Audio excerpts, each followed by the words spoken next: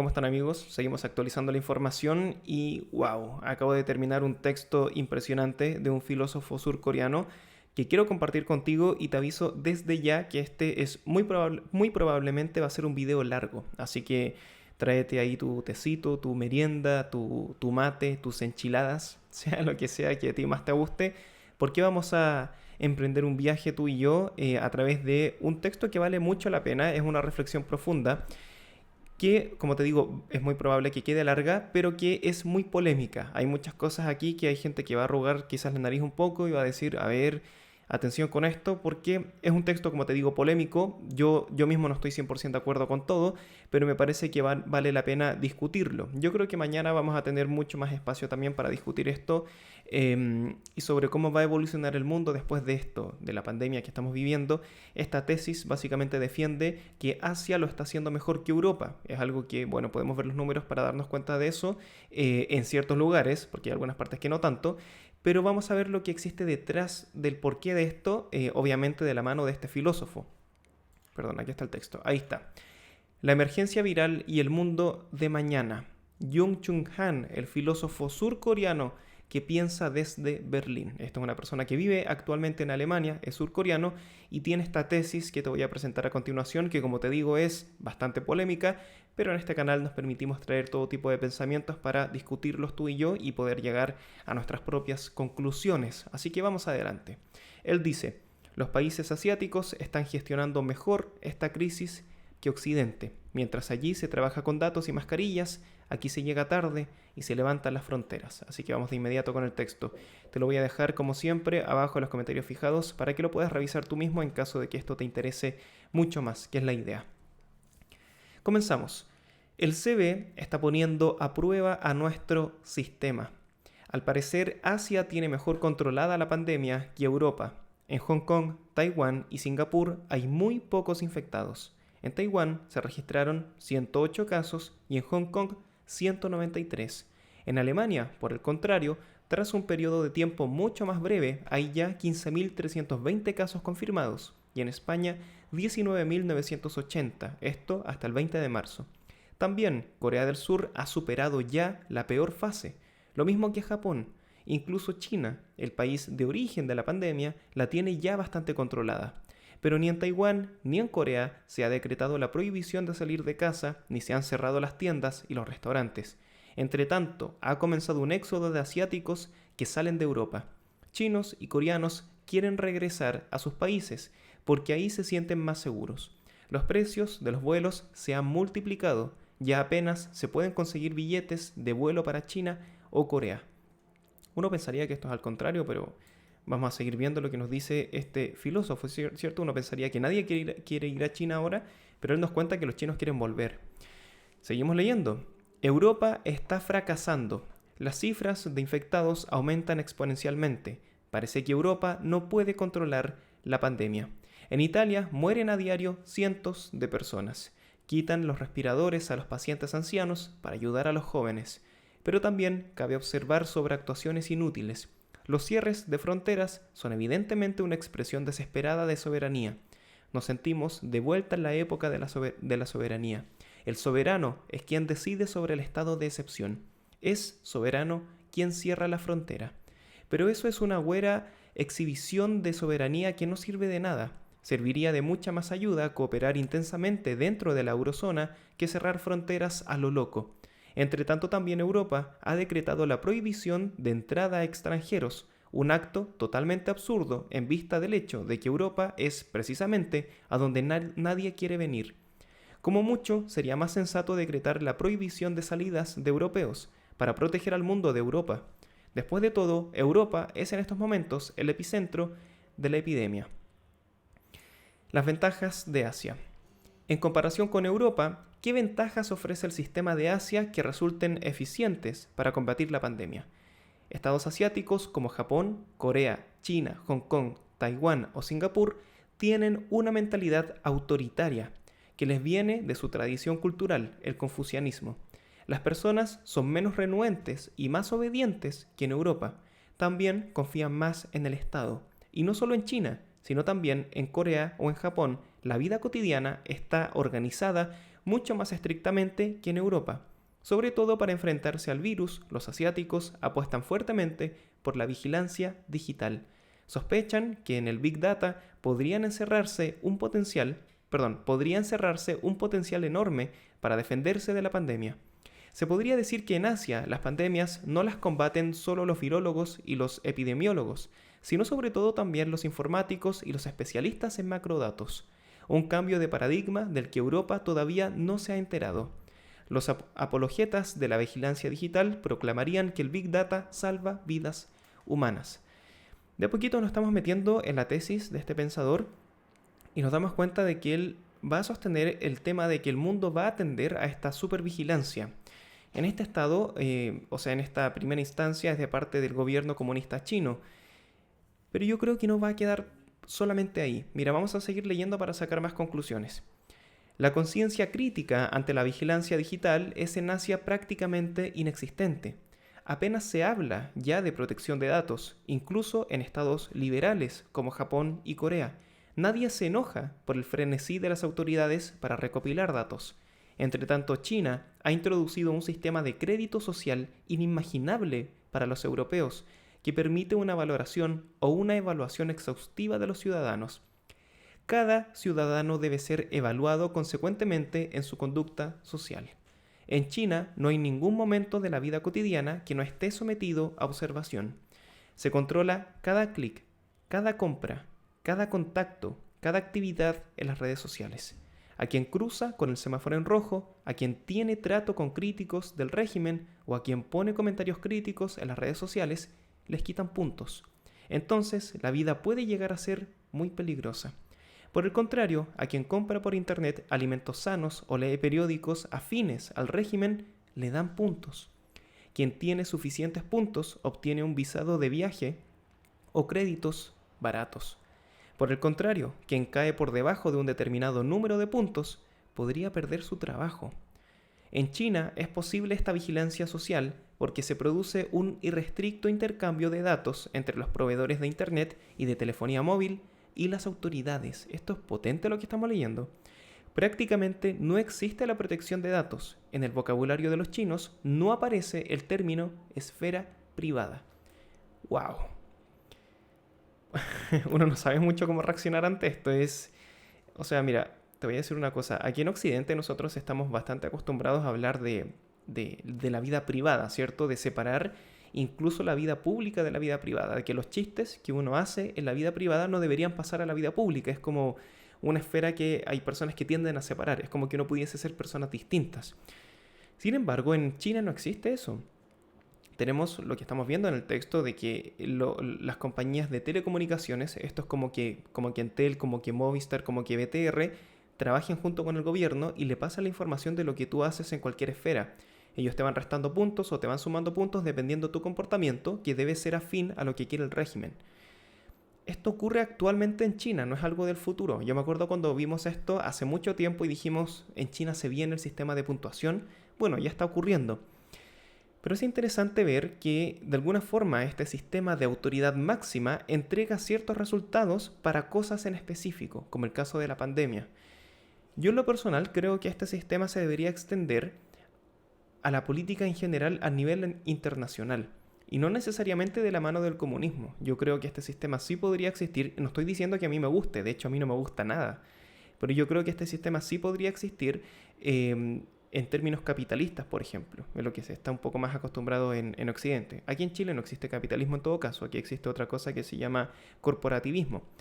Pero si nos abrazamos a la fantasía de que en Chile existe el capitalismo, que no existe, esto sí podría ir de la mano con este sistema de Big Data y de televigilancia máxima. O sea, 1984, bienvenidos al futuro, muchachos, impresionante. Como te digo, este texto es muy polémico y se pone más, así que pon atención, seguimos leyendo. En China hay 200 millones de cámaras de vigilancia, muchas de ellas provistas de una técnica muy eficiente de reconocimiento facial. Captan incluso los lunares en el rostro. No es posible escapar de la cámara de vigilancia. Estas cámaras, dotadas de inteligencia artificial, pueden observar y evaluar a todo ciudadano en los espacios públicos, en las tiendas, en las calles, en las estaciones y en los aeropuertos. Toda la infraestructura para la vigilancia digital ha resultado ser ahora sumamente eficaz para contener la epidemia. Cuando alguien sale de la estación de Pekín, es captado automáticamente por una cámara que mide su temperatura corporal. Si la temperatura es preocupante, todas las personas que iban sentadas en el mismo vagón reciben una notificación en sus teléfonos móviles. No en vano, el sistema sabe quién iba sentado dónde en el tren. Las redes sociales cuentan que incluso se están usando drones para controlar las cuarentenas. Si uno rompe clandestinamente la cuarentena, un dron se dirige volando hacia él y le ordena regresar a su vivienda. Quizá incluso le imprima una multa y se la deje caer volando. ¿Quién sabe? Una situación que para los europeos sería distópica, pero a la que por lo visto no se ofrece resistencia en China. Obviamente aquí hay una sociedad que está mucho más acostumbrada a esto, o sea, de alguna forma ellos no ofrecen resistencia por lo que ya nos decía, tienen la tradición del confucianismo y por lo tanto es una sociedad que es mucho más obediente, por mucho que moleste esa palabra, es así. Seguimos leyendo, mira, los estados asiáticos tienen una mentalidad autoritaria y los ciudadanos son más obedientes. Mira, justo lo que estábamos diciendo. Seguimos leyendo, dice: ni en China ni en otros estados asiáticos como Corea del Sur, Hong Kong, Singapur, Taiwán o Japón existe una conciencia crítica ante la vigilancia digital o el Big Data. La digitalización directamente los embriaga. Eso obedece también a un motivo cultural. En Asia impera el colectivismo. ¡Qué gran cambio aquí! No hay un individualismo acentuado. No es el mismo el individualismo que el egoísmo, que por supuesto también está muy propagado en Asia. O sea, lo que nos están diciendo aquí es que las personas asiáticas sí pueden ser egoístas, o sea, sí pueden querer cosas para sí, pero eso no es lo mismo que ser individualista. Ellos piensan en colectivo. De hecho, hace poco estaba leyendo un texto muy interesante que hablaba sobre las diferencias culturales y decía que las personas asiáticas, cuando tú las conoces, por ejemplo, tú conoces a X persona, él siente de alguna forma que está representando a su clan, que está representando a su grupo más cercano, que está representando a su familia cuando conversa contigo. Por lo tanto, no puede ser irresponsable, no puede ser una persona irrespetuosa en la primera cita, por ejemplo, en el primer encuentro, porque él dentro de su corazón, dentro de sí, siente que tiene una responsabilidad mayor de representación de toda su familia, de su apellido, de un montón de cosas. Por lo tanto, el pensamiento asiático es más bien colectivo, ¿no? Es del grupo. Nosotros no. De hecho, nosotros aquí tenemos en Occidente el tema de la responsabilidad individual. Si mi hermano, si mi padre, si mi madre mata a alguien, eso no es responsabilidad mía, porque yo soy una persona distinta a él. Es un pensamiento completamente distinto. Nadie está diciendo cuál es mejor o cuál es peor, sino que simplemente son diferentes. Y por lo tanto, el tema de la privacidad en Asia es mucho más fácil de trastocar. Es mucho más fácil que un chino, por ejemplo, esté dispuesto a que sus datos personales los maneje el gobierno, a que lo haga un latinoamericano, donde aquí impera un poquito más la cultura individualista. Es interesante lo que estamos revisando. Continuamos leyendo. Al parecer, el Big Data resulta más eficaz para combatir el virus que los absurdos cierres de fronteras que en estos momentos se están efectuando en Europa. Ojo con esto, porque aquí, mira, voy a hacer un pequeño paréntesis. Hay gente que puede decir, no, cerrar el aeropuerto si es necesario. Sí, pero en Latinoamérica. En Europa no tiene mucho sentido porque nadie quiere ir a Italia ahora. O sea, no tiene sentido que aparezca el presidente y diga, no, en Italia vamos a cerrar porque nadie entre. Bueno, es que nadie quiere entrar. O sea, están en una situación terrible que nadie quiere vivir. Y por el contrario, sí habría gente que quisiera venir a Latinoamérica donde esto todavía no nos está pegando tan duro. Por lo tanto, aquí sí tiene sentido cerrar el aeropuerto. Este comentario en particular de este filósofo que dice que cerrar el aeropuerto no tiene sentido es válido para España, para Italia, para los países que están más afectados, Alemania incluso también. ¿Vale? Solamente ese contexto. Seguimos leyendo aquí donde te estoy marcando. Sin embargo, a causa de la protección de datos, no es posible en Europa un combate digital del virus comparable al asiático. Los proveedores chinos de telefonía móvil y de Internet comparten los datos sensibles de sus clientes con los servicios de seguridad y con los ministerios de salud. El Estado sabe por tanto dónde estoy, con quién me encuentro, qué hago, qué busco, en qué pienso, qué como, qué compro, a dónde me dirijo. Es posible que en el futuro el Estado controle también la temperatura corporal, el peso, el nivel de azúcar en la sangre, etc. Una biopolítica digital que acompaña a la psicopolítica digital que controla activamente a las personas. ¡Wow! En Wuhan se han formado miles de equipos de investigación digitales que buscan posibles infectados basándose solo en datos técnicos. Basándose únicamente en análisis de macrodatos, averiguan quiénes son potenciales infectados, quiénes tienen que seguir siendo observados y eventualmente ser aislados en cuarentena. También por cuanto respecta a la pandemia, el futuro está en la digitalización. A la vista de la epidemia quizá deberíamos redefinir incluso a la soberanía. Es soberano quien dispone de datos. Cuando Europa proclama el estado de alarma o cierra fronteras, sigue aferrada a viejos modelos de soberanía. Qué interesante esto, es un cambio de paradigma total. Ya no es soberano el dueño del territorio, sino quien dispone de los datos, y tiene mucho sentido. La lección de la epidemia debería devolver a la fabricación de ciertos productos médicos y farmacéuticos a Europa. No solo en China, sino también en otros países asiáticos, la vigilancia digital... A ver, voy a silenciar el teléfono porque estoy recibiendo mensajes y no me puedo concentrar. Vale.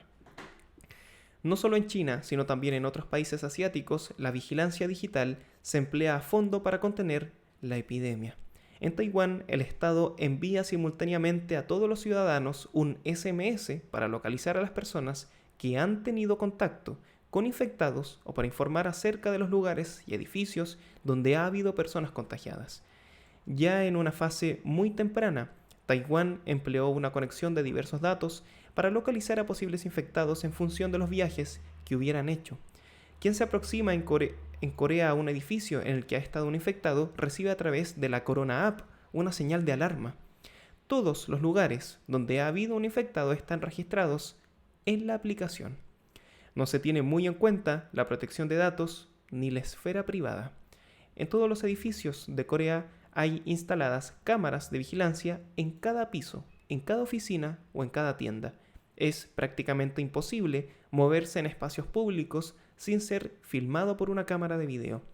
Con los datos del teléfono móvil y del material filmado por video se puede crear el perfil de movimiento completo de un infectado.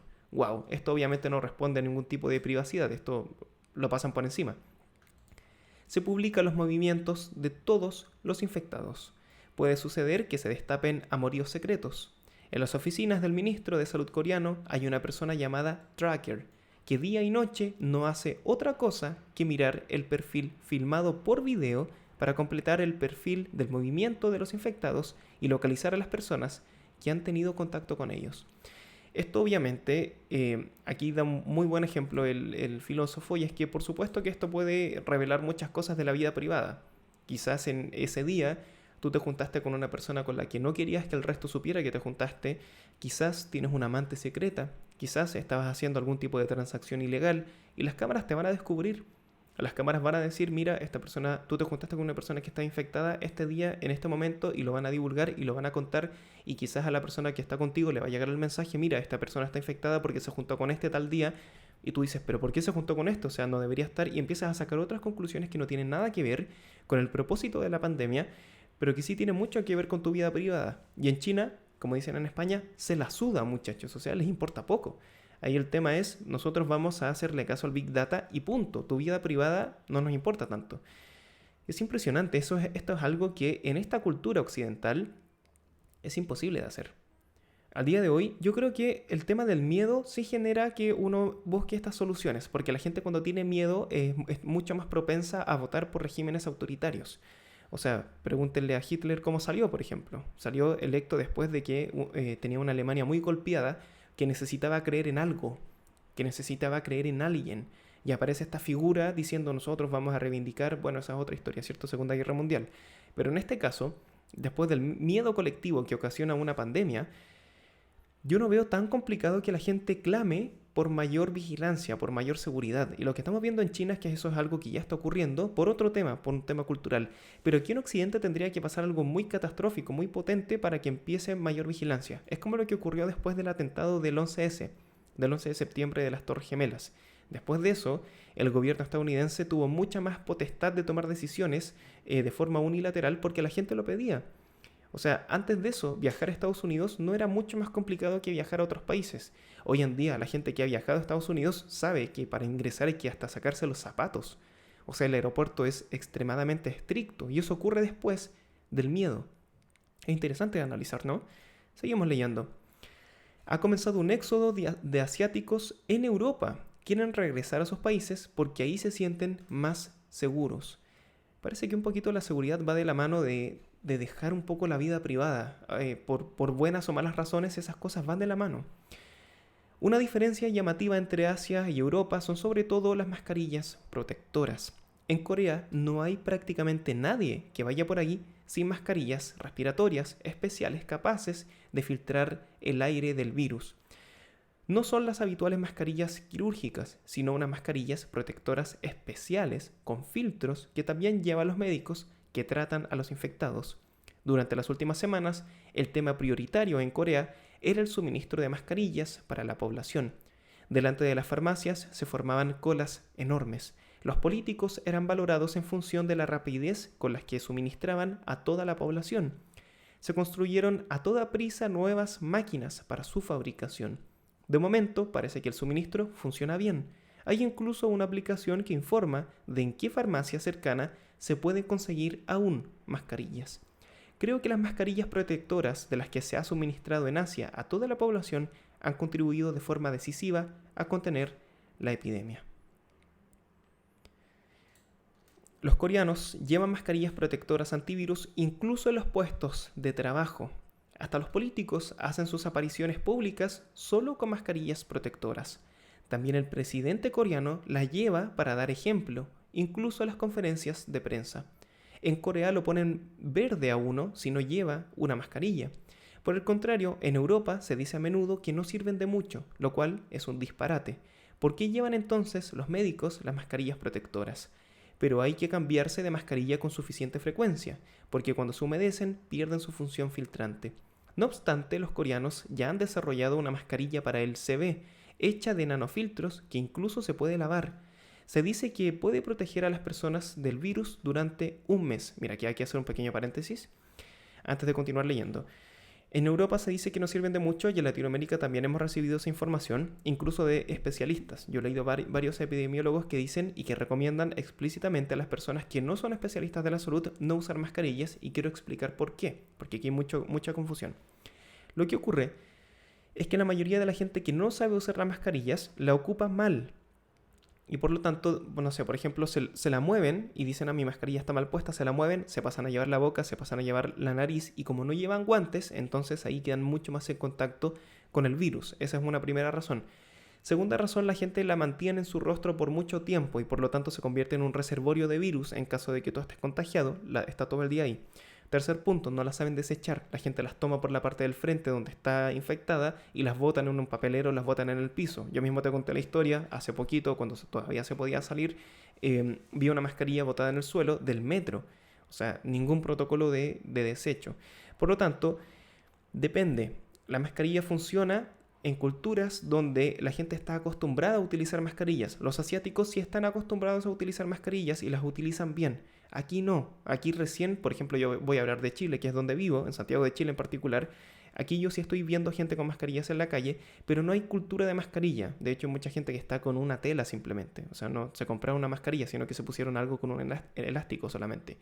Además, eso te da esa sensación de falsa seguridad. Es como el motociclista que va más rápido porque tiene casco. Y dice: no, bueno, si choco tengo casco, no me pasa nada. No, sí te puede pasar algo.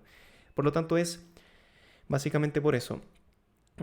La mascarilla bien usada, por supuesto que es mucho más eficiente que no usar nada, pero como aquí se utiliza mal por lo general, los expertos recomiendan no utilizarla. Ahí es debatible, lo podemos discutir, pero solamente para hacer esa precisión. Continuamos leyendo aquí donde te marqué. Ahí sí. En realidad es muy buena solución mientras no haya vacunas ni medicamentos. En Europa, por el contrario, incluso los médicos tienen que viajar a Rusia para conseguirlas. Macron ha mandado confiscar mascarillas para distribuirlas entre el personal sanitario. Pero lo que recibieron luego fueron mascarillas normales, sin filtro, con la indicación de que bastarían para proteger del CV, lo cual es una mentira. Europa está fracasando. ¿De qué sirve cerrar tiendas y restaurantes si las personas se siguen aglomerando en el metro o en el autobús durante las horas punta? Eso lo estamos viendo aquí también. ¿Cómo guardar ahí la distancia necesaria? Hasta en los supermercados resulta casi imposible. En una situación así, las mascarillas protectoras salvarían realmente vidas humanas. Está surgiendo una sociedad de dos clases.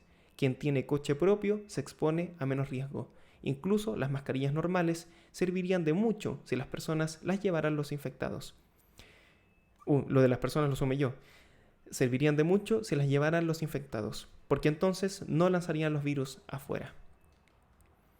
En la época de los fake news surge una apatía hacia la realidad. Aquí un virus real, no informático, causa conmoción. Wow, mira, aquí estamos leyendo cosas potentes. Yo te había advertido que este era un tema polémico. Este filósofo vemos que es bastante polémico, rema a contracorriente en varios puntos, pero hay muchas cosas destacables. Continuamos leyendo. En los países europeos casi nadie lleva mascarilla. Hay algunos que las llevan, pero son asiáticos. Mis paisanos residentes en Europa se quejan de que los miran con extrañeza cuando las llevan. Tras esto hay una diferencia cultural. En Europa impera un individualismo que trae aparejada la costumbre de llevar la cara descubierta. Los únicos que van enmascarados son los criminales. Pero ahora, viendo imágenes de Corea, me he acostumbrado tanto a ver personas enmascaradas que la faz descubierta de mis conciudadanos europeos me resulta casi obscena. También a mí me gustaría llevar mascarilla protectora, pero aquí ya no se encuentran. En el pasado, la fabricación de mascarillas, igual que la de tantos otros productos, se externalizó a China. Pero por eso ahora en Europa no se consiguen mascarillas. Los estados asiáticos están tratando de proveer a toda la población de mascarillas protectoras. En China, cuando también ahí empezaron a ser escasas, incluso reequiparon fábricas para producir mascarillas. En Europa, ni siquiera el personal sanitario las consigue. Mientras las personas se sigan aglomerando en los autobuses, en los metros, para ir al trabajo, sin mascarillas protectoras, la prohibición de salir de casa, lógicamente, no servirá de mucho. ¿Cómo se puede guardar la distancia necesaria en los autobuses o en el metro en las horas punta? Y una enseñanza que deberíamos sacar de la pandemia debería ser la convivencia de volver a traer a Europa la producción de determinados productos, como mascarillas o productos medicinales y farmacéuticos. Bueno, por supuesto que va a haber esta escasez si es que el país que la produce la necesita en primer lugar. O sea, no la van a pasar si es que ellos primero la necesitan. Y fíjate en esta fotografía. El presidente de Corea del Sur, el tercero por la izquierda, el pasado 25 de febrero en el ayuntamiento de Daegu. South Korean, bueno, aquí aparece lo mismo en inglés. Y vemos que en la imagen están todos, absolutamente todos, con mascarillas con filtro. No son las que solemos ver. Ahí se ve una pequeña formita, ¿cierto? Tiene una pequeña estructura porque son mascarillas especiales. Seguimos leyendo. A pesar de todo el riesgo que no se debe minimizar, el pánico que ha desatado la pandemia del CB es desproporcionado. Ni siquiera la gripe española, que fue mucho más letal, tuvo efectos tan devastadores sobre la economía. ¿A qué se debe en realidad todo esto? ¿Por qué el mundo reacciona con un pánico tan desmesurado a un virus? Emmanuel Macron habla incluso de guerra y del enemigo invisible que tenemos que derrotar. ¿Nos hallamos ante un regreso del enemigo? La gripe española se desencadenó en plena Primera Guerra Mundial. En aquel momento todo el mundo estaba rodeado de enemigos. Nadie habría asociado la pandemia con una guerra o con un enemigo. Pero hoy vivimos en una sociedad totalmente distinta. En realidad, hemos estado viviendo durante mucho tiempo sin enemigos. La Guerra Fría terminó hace mucho. Últimamente incluso el terrorismo islámico parecía haberse desplazado a zonas lejanas. Hace exactamente 10 años sostuve en mi ensayo La sociedad del cansancio la tesis de que vivimos en una época en la que ha perdido su vigencia el paradigma inmunológico, que se basa en la negatividad del enemigo. Como en los tiempos de la Guerra Fría, la sociedad organizada inmunológicamente se caracteriza por vivir rodeada de fronteras y de vallas que impiden la circulación acelerada de mercancías y de capital. La globalización suprime todos estos umbrales inmunitarios para dar vía libre al capital. Incluso la promiscuidad y la permisividad generalizadas que hoy se propagan por todos los ámbitos vitales eliminan la negatividad del desconocido o del enemigo. Los peligros no acechan hoy desde la negatividad del enemigo, sino desde el exceso de positividad. ¡Wow! ¡Qué interesante esto! Mira, si es que estás poniendo atención, esto es impresionantemente interesante. que se expresa como exceso de rendimiento, exceso de producción y exceso de comunicación. La negatividad del enemigo no tiene cabida en nuestra sociedad ilimitadamente permisiva. ¡Wow! O sea, aquí lo que está proponiendo es que el enemigo común, o el enemigo, aunque no sea común, el enemigo como tal, ya no existe. O sea, las cosas malas ocurren porque tenemos exceso de cosas buenas, exceso de permisos. Aquí obviamente este es un discurso de una persona que también está acostumbrada a tener una vida un poco más restrictiva. Hay que entenderlo en ese contexto. Pero esto no deja de ser interesante de analizar. Obviamente esta persona, si uno le preguntara directamente, diría que la sociedad occidental es del libertinaje, o sea, cae de cajón, él tiene una visión mucho más conservadora. La represión a cargo de otros deja paso a la depresión. La explotación por otros deja paso a la autoexplotación voluntaria y a la autooptimización. En la sociedad del rendimiento, uno guerrea sobre todo contra sí mismo. Igual aquí, para ser justo, tampoco es que en China ni en Corea del Sur sean mucho más relajados. O sea, el índice de personas que se quitan la vida por estrés también existe. Yo no sé si hay un país del mundo que se salve de esto. Continuamos leyendo. Umbrales inmunológicos y cierre de fronteras. Pues bien, en medio de esta sociedad tan debilitada inmunológicamente a causa del capitalismo global, irrumpe de pronto el virus. Llenos de pánico, volvemos a erigir umbrales inmunológicos y a cerrar fronteras. El enemigo ha vuelto. Ya no guerreamos contra nosotros mismos, sino contra el enemigo invisible que viene de fuera. El pánico desmedido en vista del virus es una reacción inmunitaria social e incluso global al nuevo enemigo. La reacción inmunitaria es tan violenta porque hemos vivido durante mucho tiempo en una sociedad sin enemigos, en una sociedad de la positividad, y ahora el virus se percibe como un terror permanente. Pero hay otro motivo para el tremendo pánico. De nuevo, tiene que ver con la digitalización. La digitalización elimina la realidad.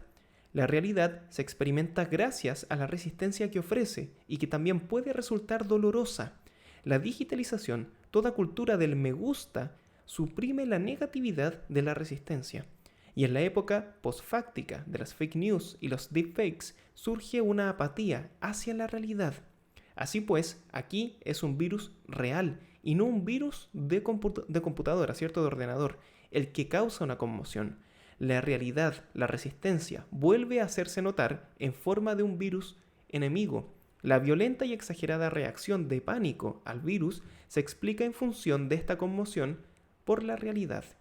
Aquí lo que sostiene básicamente es que estamos acostumbrados a tener problemas virtuales y este es un problema completamente real.